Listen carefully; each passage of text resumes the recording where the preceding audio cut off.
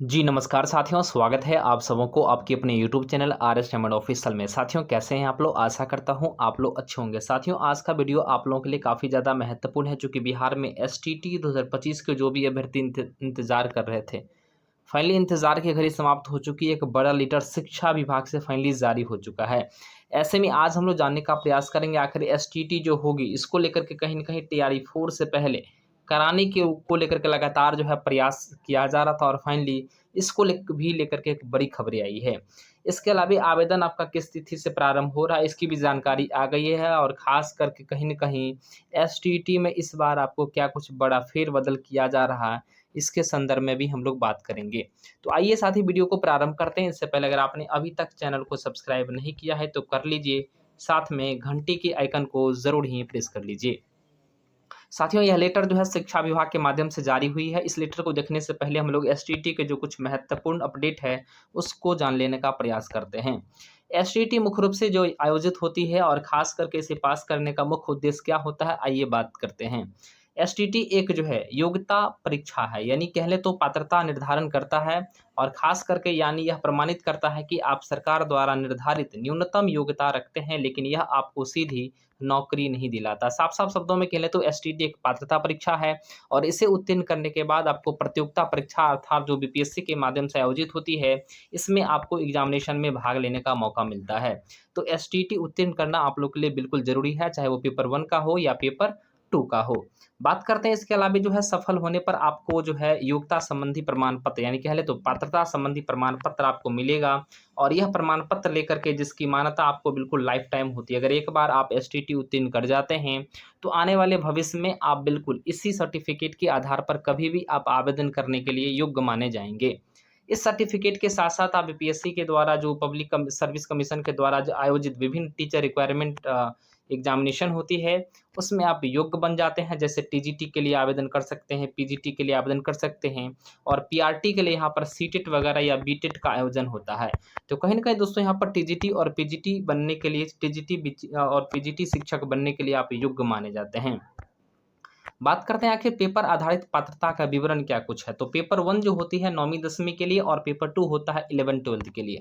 ऐसे में विषय विशेष स्नातक की अगर बात करें तो यहाँ पर जिस भी विषय में अगर आप ग्रेजुएशन कर रखे हैं, उस विषय के साथ-साथ अगर आपके पास बीएड है तो फाइनली आप जो है +2 के टीचर बन सकते हैं। साथ में 9वीं 10वीं के शिक्षक बनने के लिए साइंस का टीचर बनना है तो आपके पास साइंस सब्जेक्ट होना चाहिए। साथ में आपके पास अगर बीएड है तो बिल्कुल आप एसटीटी के पेपर 1 फॉर्म भरने के लिए एलिजिबल माने जाएँगे। और खास करके बीएड जो आपका होना चाहिए वो national council of teacher education अर्थात राष्ट्रीय शिक्षक परिषद के माध्यम से आपका बिल्कुल मान्यता प्राप्त भी होना चाहिए और इसी के आधार पर आपको बिल्कुल आवेदन आप कर सकते हैं।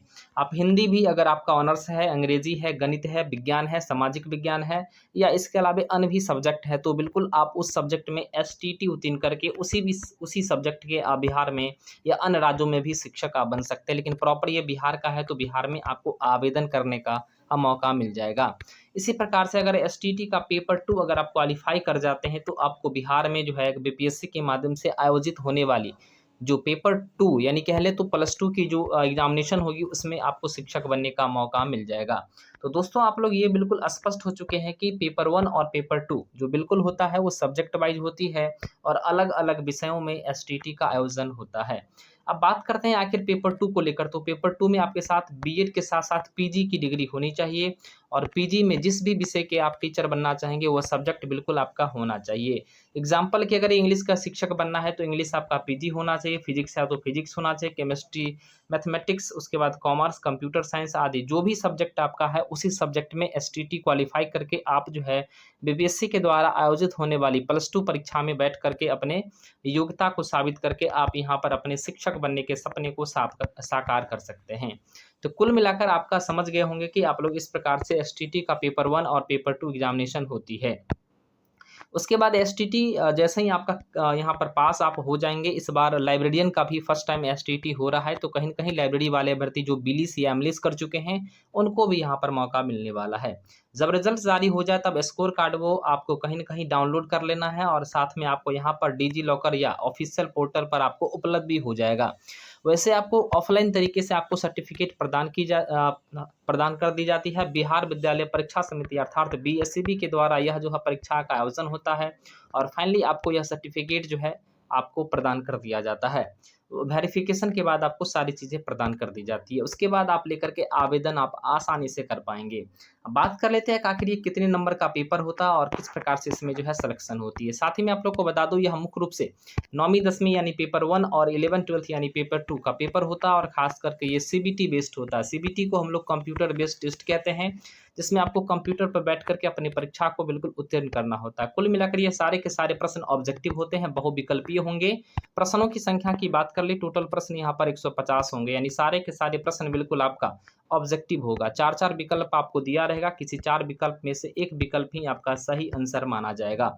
बात कर लेते हैं समय सीमा को लेकर, तो दोस्तों यहाँ पर समय सीमा आपको 2.5 घंटे का समय दिया जाएगा, मतलब 150 मिनट। प्रत्येक प्रश्न के लिए औसतन 1-1 मिनट का समय होता है, यानी कुल मिलाकर कहें तो अच्छे खासे समय आपको दिया जा रहा है। उसके बाद सबसे बड़ी और सबसे महत्वपूर्ण बात यह है कि इसमें किसी प्रकार का कोई नकारात्मक अंकन नहीं है। मतलब साफ-साफ शब्दों में कहें तो अगर आप गलत आंसर देते हैं या तुक्का भी लगाते हैं तो आपके सही अंक में से मार्क्स आपके नहीं काटे जाएँगे। ये सबसे अच्छी और महत्वपूर्ण बात है। दोस्तों इसके अलावा मैं आप लोग को बता दूँ कि सेक्शन वाइज़ जो बिल्कुल पेपर आपका होता है यूनिट 1 यानी पार्ट 1 और पार्ट 2 का, उसमें आपको 100 नंबर आपको अपने सब्जेक्ट से ही पेपर रहना है। आप जिस भी सब्जेक्ट से ऑनर्स कर चुके हैं या पीजी कर चुके हैं, उसी से आपका यहाँ पर 100 नंबर का पेपर होगा। उसके बाद आपको 50 नंबर कह लें तो 50 नंबर में आपका आर्ट्स ऑफ टीचिंग आ जाएगा। उसके बाद आपको कुछ जनरल नॉलेज भी आ जाएँगी, एनवायरनमेंटल साइंस भी आ जाएगा, मैथमेटिकल एप्टीट्यूड भी आएँगी और उसके बाद रीजनिंग के क्वेश्चंस भी आएँगे। यानी मैथ और रीजनिंग के मैक्सिमम 10 क्वेश्चन देखने को मिलेंगे। बाकी बाद आपको जो है यहाँ पर जीके जीएस का पेपर आ जाना है। इसमें क्वालीफाई करने के लिए आपको कितने मार्क्स चाहिए वो मैं आप लोग को बता दूँ। अगर आप जनरल कैटेगरी से आते हैं तो 50% मार्क्स आपको लाना होगा, फिर भी उसके बाद ही आप यहाँ पर उत्तीर्ण कर पाएँगे। मतलब साफ-साफ शब्दों में कहें तो 75 नंबर अगर 150 में लाएँगे तो आप समान कोटि से उत्तीर्ण कर जाएँगे। इसके अलावा अगर आप ईबीसी से आते हैं तो 69 मार्क्स आपको लाना होगा और एससी/एसटी से आते हैं तो बिल्कुल यहाँ पर आपको 40% मार्क्स यानी आपको 60 मार्क्स अगर आप ले आते हैं तो एससी/एसटी में आप उत्तीर्ण कर जाएँगे। तो कुल मिलाकर दोस्तों आप लोग ये समझ चुके हैं। अब मैं आप लोग को बता दूँ आखिर इसका जो सब्जेक्ट वाइज़ नोट्स है वो आपको कहाँ मिलेगा? तो आप क्या कर सकते हैं, इस नंबर पर जाकर के व्हाट्सएप मैसेज करेंगे। आपको किसी भी सब्जेक्ट का एसटीटी चाहिए तो फाइनली आप इस नंबर पर जाकर के व्हाट्सएप मैसेज करके आप आसानी से अपने सब्जेक्ट का प्रॉपर एनसीईआरटी एसटीटी नोट्स प्राप्त कर सकते हैं। मात्र 199 में आपको मिल जाएगा। अब बात करते हैं लेटर में आखिर क्या कुछ है और कब आपका एसटीटी आवेदन होगा। दोस्तों यह लेटर मुख्य रूप से जो है शिक्षा विभाग बिल्कुल संपर्क के माध्यम से, सहायता के माध्यम से, यह जो है निगरानी विभाग के माध्यम से जारी किया गया है। जैसा कि आप लोग को दिख रहा होगा, बिहार सरकार निगरानी विभाग के माध्यम से यह लेटर शिक्षा विभाग को सौंपा गया और इसमें प्रेषक के रूप में रामशंकर जो सरकार के संयुक्त सचिव है, इनके माध्यम से जारी की गई है। सेवा में अपर मुख्य सचिव बिहार सरकार शिक्षा विभाग को सौंपा गया है। सब्जेक्ट जो सबसे बड़ा महत्वपूर्ण और सबसे बिल्कुल अपडेट है कि एसटीटी 2025 की अधिसूचना जारी कर सभी प्रक्रिया टीआरई 4.0 अधिसूचना जारी करने के पूर्ण करने के संबंध में, मतलब साफ-साफ शब्दों में कहा जा रहा है कि टीआरई 4 से पहले यानी टीआरई 4 से पहले हर हाल में आपको एसटीटी का अधिसूचना अर्थात नोटिफिकेशन जारी किया जाए। इसको लेकर के निर्देशानुसार उपयुक्त विषय जैसे ईमेल वगैरह भी दिया गया और खास करके इसको संलग्न किया गया है। मतलब साफ-साफ शब्दों में के लिए निगरानी विभाग का स्पष्ट कहना है कि टीआरई 4 जो परीक्षा होने वाली है, इससे पहले एसटीटी हर हाल में कंडक्ट हो जाना चाहिए। और कहीं न कहीं साथ ही ये बड़ी खुशखबरी है तमाम वैसे अभ्यर्थी को लेकर के जो एसटीटी को लेकर के लगातार इंतज़ार में थे, आखिर कब होगी। अब मैं आपको ये डेट वगैरह भी आप लोग को बता देता हूँ, जो संभावित तिथि, जो बड़ी खबरें हैं। बड़ी खबर है, शिक्षा विभाग के माध्यम से बिहार शिक्षक भर्ती परीक्षा को लेकर के बीएसईबी को एक बड़ा ही ज्ञापन सौंपा गया है, जिसमें एसटीटी आवेदन लगभग में 11 अगस्त से शुरुआत होने के आसार है, यानी 11 अगस्त से आपका अप्लाई शुरू हो सकता है। 25 अगस्त तक आपके आवेदन भी चलेंगे और इसके बाद आपका एग्जामिनेशन हो जाएगा। सितंबर के अंत तक आपकी परीक्षा लेने की पूरी तैयारी चल रही है और संभावना है कि बीएसईबी द्वारा अक्टूबर के प्रथम सप्ताह में आपका परिणाम भी यानी रिजल्ट भी जारी कर दिया जाएगा। साफ-साफ शब्दों में कह लें तो एसटीटी के बाद ही जो है कहीं न कहीं जो है टीआरई 4 की वैकेंसी आने की उम्मीद है। ऐसे में आप लोग का क्या राय विचार है, कमेंट करके ज़रूर बताइएगा। तब तक के लिए धन्यवाद। जय हिंद, वंदे मातरम।